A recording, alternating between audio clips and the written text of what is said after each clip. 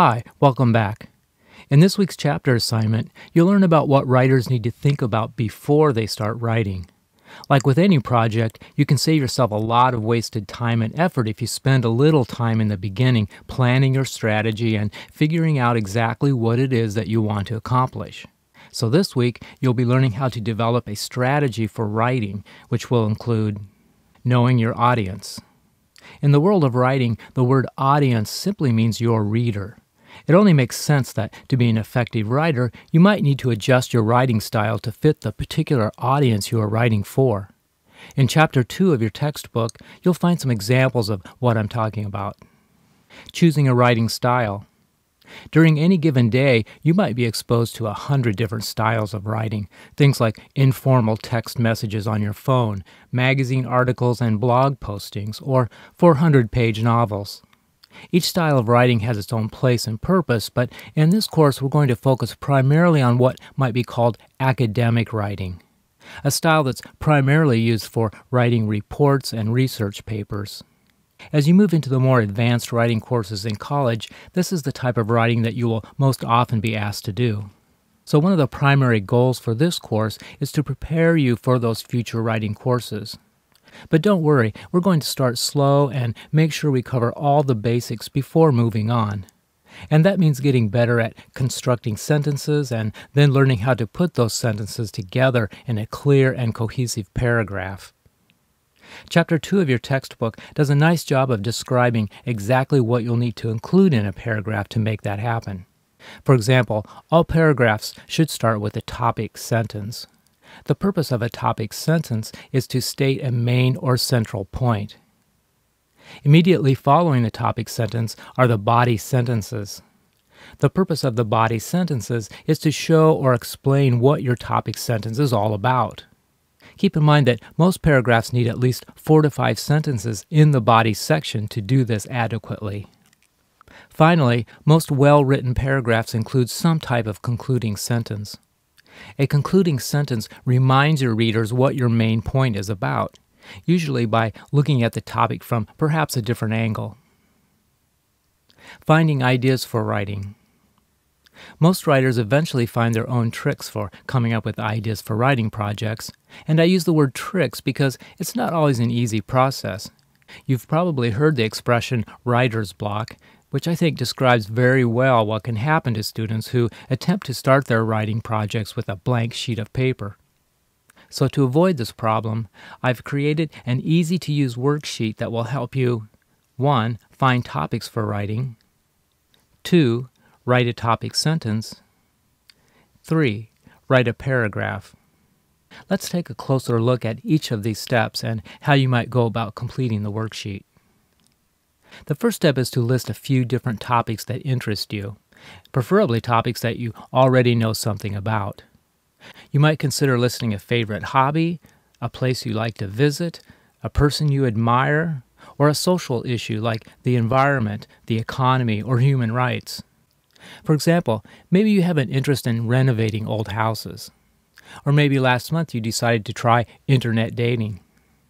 Maybe you have an interest in politics and immigration laws are something that you've been studying. Or maybe you've been reading about corporate farming and you're concerned about the future of agriculture in your state. These could all be good subjects to write about. The next step is to choose one of these items from your list. Pick something that strikes you as being the most interesting and something that you would feel most comfortable writing about. In this example, I'll choose the renovating old houses topic. The next step is to explore your chosen interest in more depth, looking for specific detail that might become the main focus of your writing. One way to do this kind of exploration is to ask yourself a variety of questions about the topic, and then think about possible answers you might give. Pretend this is an interview, with you playing the role of both the interviewer and the interviewee. In the worksheet, enter both your questions and answers like this. Question: what do you like most about renovating old houses? Answer: I like making something old look new again. Question: is renovating less expensive than building a new house? Answer: although a good renovation job is not cheap, In most cases, it can provide you a better quality house for less money. Question: what are the biggest challenges in renovating an old house? Answer: renovating can often expose you to toxic chemicals like lead and asbestos. These must be removed before starting work.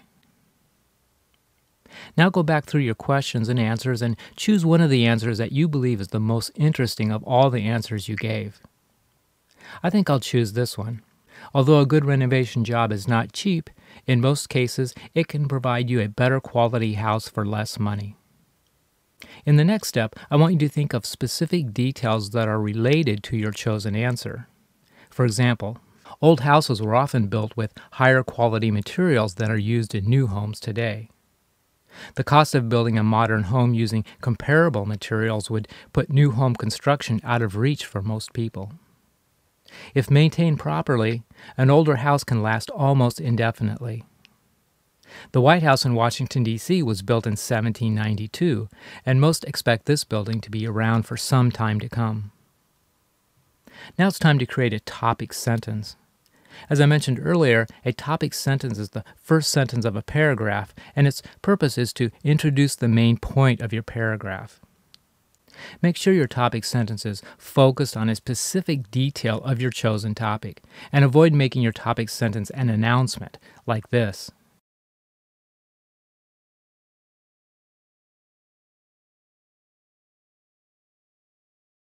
Here's a better example of a topic sentence for my chosen subject. Renovating an old house gives homeowners a chance to own a high-quality home that might otherwise be too expensive to build. For this week's reading assignment, I have an essay by Anna LaPaye. LaPaye is an author and an educator who writes about the food industry and is a strong advocate for developing more healthy and sustainable food sources. In her essay, Not Lovin' It, Moms and McDonald's Don't Mix, which by the way is a play on the McDonald's slogan, Lovin' It, LaPaye criticizes the fast food industry for using clever marketing strategies to promote food that is unhealthy to eat. She's especially concerned about companies like McDonald's who spend billions of dollars in advertising specifically targeted to children. I've also included a video that LaPaye produced where LaPaye talks in more detail about fast food marketing. And while we're talking about the response assignments, I want to make a couple suggestions about what you might include in your evaluations. Now, as you recall from the response worksheet, I asked you to write an evaluation of the essay. The section is called Evaluation and Critical Thinking, with the following note. Let me know what you think about the essay. Do you agree or disagree with the author? Do you think the author provides enough supporting details to validate his or her claims? If not, what's missing? Now, the key words here are critical thinking. And if you read Chapter 1 of your textbook, you'll learn that it's important to use your critical thinking skills when reading someone's writing. That means making a point to question what the author is saying and deciding whether or not you think the author is making a valid point. Critical thinking also means that you try to relate what the author is saying to your own personal experience. This is a quick and easy way to determine if you believe what the author says is true. Critical thinking also means that you are able to make suggestions for how the author might improve the essay. Just because someone has published an article doesn't mean it's perfect. Authors can make mistakes too. To give you a better idea of what I'm talking about, here are some of the things you should try to avoid when writing responses to the essays. Now, it's fine to say, I liked the essay very much, but you should immediately follow this with another sentence that explains exactly why you liked the essay. It's okay to say, I agree with the author, but again, you must tell me why you agree with the author, with specific details from the essay to back up your opinion. If you say, I can relate to what the author is saying, I want you to spend some time explaining to me how the essay relates to your own life. Give me real examples and real stories that illustrate what you mean. Finally, try to avoid writing sentences that sound like this. The essay has a lot of good information in it. If you think about it, this is a fairly obvious statement that doesn't need to be said. You can be assured that any essay I choose for you to read in this course will be informative. So what does a good essay response look like? Well, I'm going to show you an example that includes most of the points we just talked about, like questioning the author's main point, discussing how the essay relates to your own personal experience, and offering suggestions for how the author might improve the essay. I think Daniel Dennett does a nice job of exposing one of the biggest misconceptions people have about success, that it should be measured by how much we get right, not by how much we try. However, I think most people would find Dennett's advice to seek out opportunities to make grand mistakes a little difficult to follow. No one likes to feel embarrassed, and so Dennett's advice might also be taken to mean seek out opportunities to be humiliated. It takes a lot of courage to be vulnerable, and I doubt most people have enough self-confidence to be comfortable in making mistakes on purpose. It's easy to understand why people avoid blunders, considering how the public school system teaches kids to be afraid of making mistakes. I can't think of any time in my education when a teacher applauded me for messing something up. My success in the classroom was based entirely on test scores and nothing else. As a result, I learned from an early age to avoid making mistakes as much as possible. I'm curious what Dennett thinks about our current educational system, and I'm a little surprised that he didn't mention anything about schools in his essay. I think Dennett's essay would have been more complete if he had addressed the role teachers play in making children afraid of making mistakes. Now, I'm not expecting you to write something this well composed, especially at this point in the course. However, I want you to think of this as an example of the quality of writing that you should eventually see in your work. I have all the confidence in the world that by the time you leave this class, you will be well on your way to reaching that goal. The grammar workshop for this week is all about using apostrophes. Apostrophes, much like commas, are one of the most troublesome parts of English grammar that students wrestle with. In fact, over the years, a lot of people have argued that we should simply eliminate apostrophes from the language entirely. That hasn't happened yet, so for now, it's still important to understand how to use apostrophes correctly in a sentence. If not, you could easily embarrass yourself when writing a memo, a report, or any document that other people will read. The good news about apostrophes is that the rules are fairly simple. There are only two instances where an apostrophe is needed in a sentence: apostrophes used in contractions and apostrophes used in possessive nouns. For example, with contractions, an apostrophe takes the place of missing letters in a word. Dogs can't climb trees. Can plus not equals can't. Or, we're waiting for Tom. We plus are equals we're.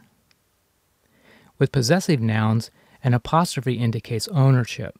Tom's house is old. The house belongs to Tom. Iowa's farmland is rich. Farmland belongs to Iowa. Now, apostrophes and contractions are fairly easy to remember. However, remembering how to use apostrophes in possessive nouns can be a little more tricky. And that's because in the English language we have two different kinds of possessive nouns: singular possessive nouns and plural possessive nouns. And wouldn't you know, each uses apostrophes in a different way. For example, that boy's dorm room. To show that a dorm room belongs to a specific person, we place the apostrophe before the letter S. However, if we talk about a dorm room belonging to a group of people, we place the apostrophe after the letter S. One of the most common mistakes people make with apostrophes is to place them in words that should never have an apostrophe to begin with. Under no circumstances should you ever use an apostrophe with the word its. For example, the cat loves its toy. Iowa has its beauty. Love has its rewards. Also, never use an apostrophe when you simply write plural versions of a word. For example, cats love to play with toys. Iowa has beautiful rivers. Love has many rewards. The grammar worksheet for this week will give you a chance to practice when and where to use apostrophes in a sentence. Well, that's it for this week. If you have any questions about the assignments, please be sure to contact me through the Angel course mail page. Have a good week, and I'll see you again in the next module.